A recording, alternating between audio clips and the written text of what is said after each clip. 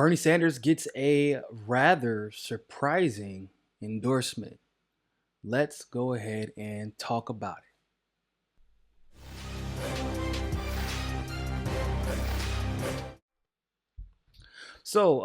As you know, Bernie Sanders has a long list of endorsements, both surprising and not surprising. One of the things that I have said since 2017, basically after the election ended, but we continue to see Bernie Sanders' popularity rise, seemingly more so after 2016 than during his presidential campaign. I said that there will be a lot of people who kind of realize what opportunity lies in front of them, and they would, I hate to use this in a negative connotation, but when we're talking about people like Peter Dow, who absolutely slammed Bernie Sanders over and over again, not only Bernie, but his supporters, uh, they jumped on the train. They jumped on the Bernie Sanders train. If for no other reason to predict the outcome of this election correctly, just because if you look at the raw numbers, Bernie is leading in volunteers.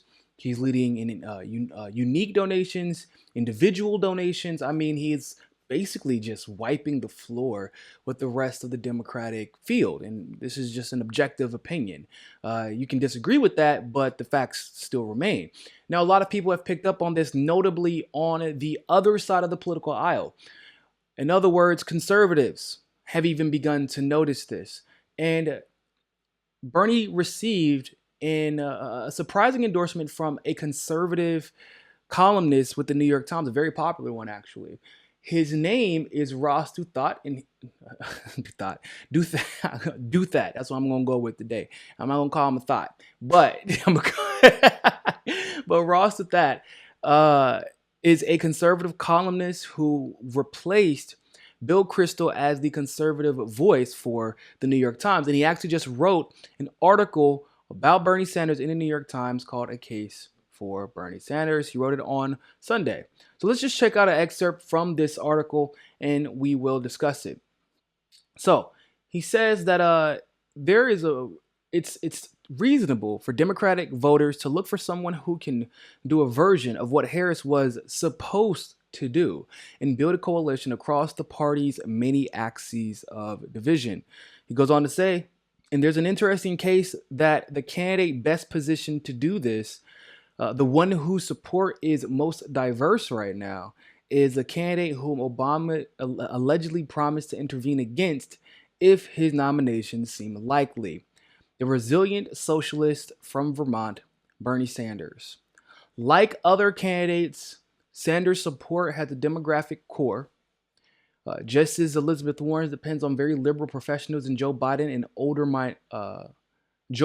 on older minorities and moderates, Bernie depends on intensely young voters. But his polling also shows an interest better than you expect pattern, given stereotypes about his support. He does better than you expect with minorities, despite having struggled with them in 2016, with moderate voters and 100,000 plus earners, despite being famously left-wing, and with young women, despite all the Bernie bro business. So let's just go ahead and break this down. This is an objective opinion piece by a conservative onlooker who is literally giving you like the answer to your test, Democrats. This man is a conservative who likely would probably vote most Republican in an election, but he is telling you from a conservative standpoint as an onlooker that, hey, you have a chance to get this right. Do not mess this up. We know what Harris was supposed to do. We know what this, Warren was supposed to do, but Bernie can actually do it, right? And you'll get no disagreements out of me there. He does have a very unique base. You can make arguments that Yang also has a unique base. We know that Tulsi also has a unique base, but the fact once again does remain that Bernie does have a unique base, but he also has the money and the volunteer groundwork to do something very special this election, and really nobody can take that away from him.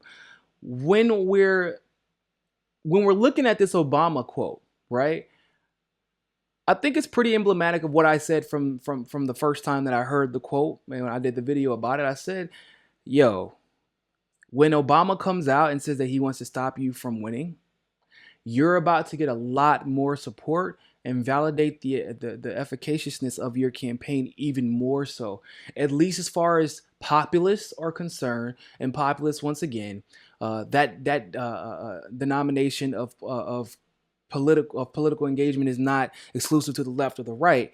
It's people who believe in populism above all else and populist policies. And when an Obama, who is a neoliberal centrist, comes out against a populist candidate, it's the same thing. We saw this. We saw Tulsi benefit from this. Tulsi benefited whenever Hillary came out against her. So this is in less than in a span of a month and a half, two centrists came out against two of the most unique candidates, and both of them have benefited from it.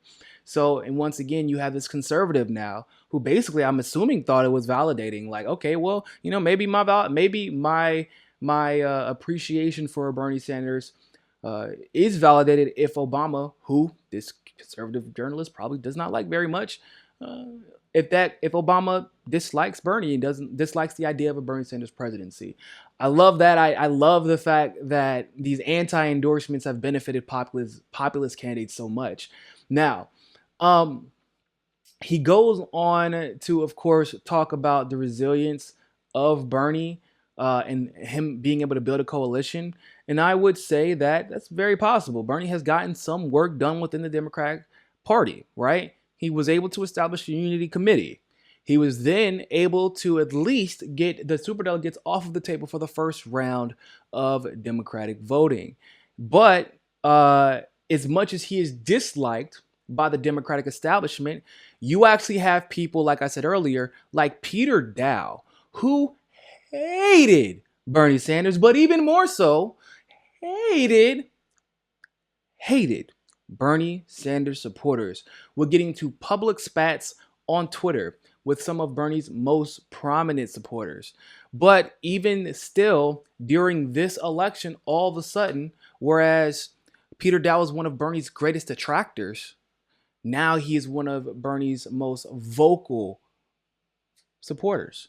Now, is that genuine? Is the unity that Bernie is creating amongst a lot of the Democrats who disliked him before, even people who used to work for Center for American Progress, which we know is a centrist neoliberal think tank headed by John Podesta, like, even if it isn't genuine, it's still creating a bridge that can be taken advantage of by progressives and populists.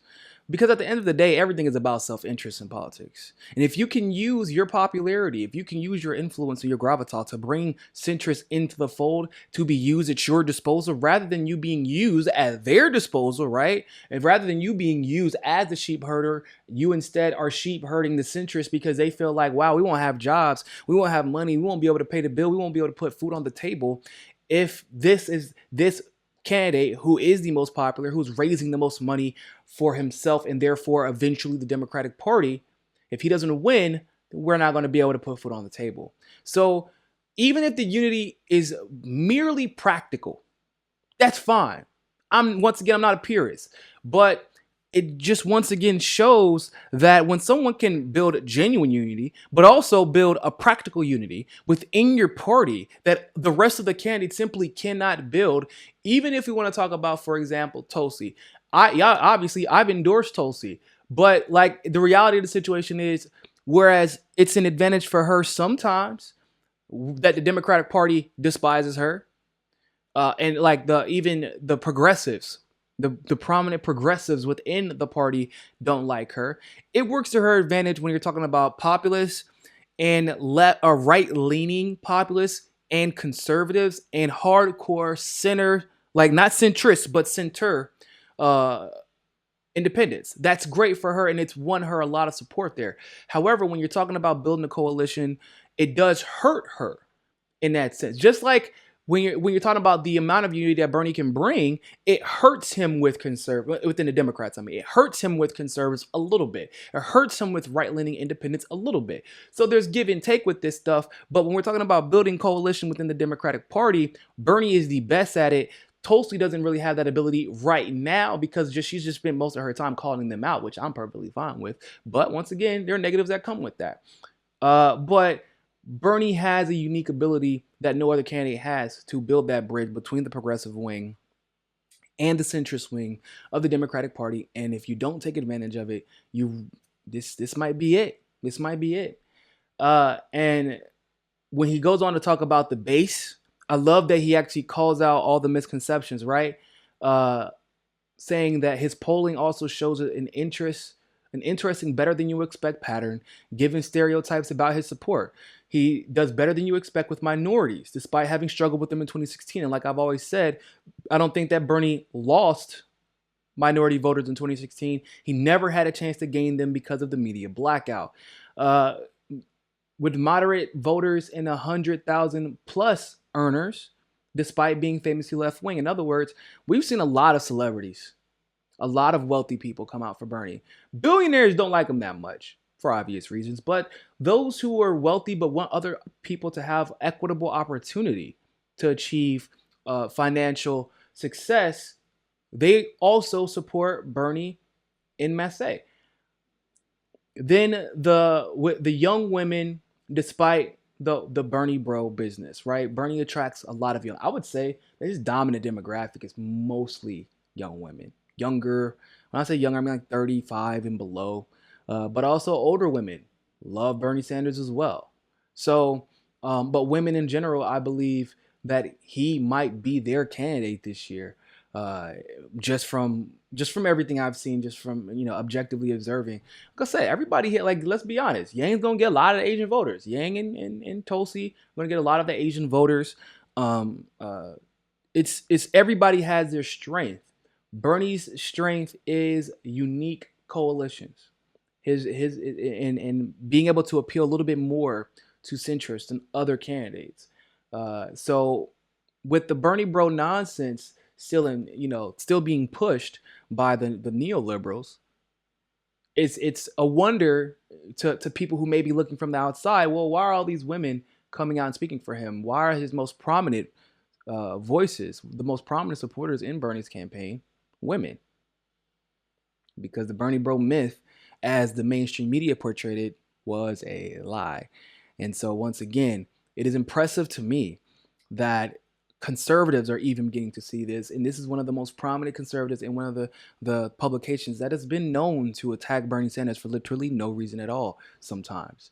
So it's good to see this type of endorsement. It does once again show that populism and populist policies really do, really do have no ideological box that you can fit them in. They appeal to everybody.